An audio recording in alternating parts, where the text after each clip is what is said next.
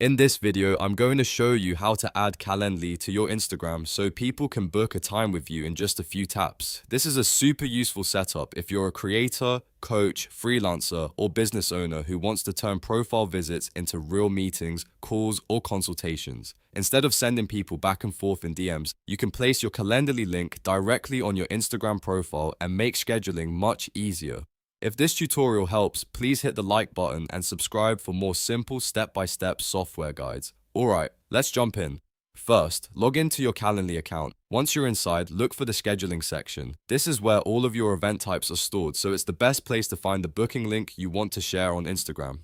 If you have more than one meeting type, take a moment to decide which one makes the most sense for your profile. For example, you might want to use a discovery call, a consultation, or a general booking link depending on how you use Instagram.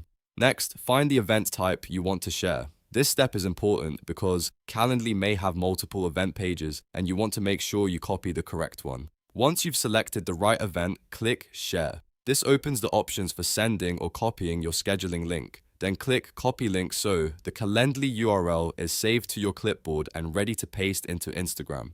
Now open the Instagram app on your phone. Since Instagram profile editing is usually done in the mobile app, this is the easiest way to add your link. Go to your profile by tapping your profile icon at the bottom of the screen. From there, tap Edit Profile. On the profile editing screen, look for the option that says Add External Link. This is the area where Instagram lets you add a clickable link to your profile. Tap Add External Link, then paste your Calendly scheduling link into the URL field. After that, enter a title for the link. This title is what people will see on your profile, so keep it clear and simple. You could use something like book a call, schedule here, or free consultation. Make it easy for your audience to understand exactly what happens when they tap it.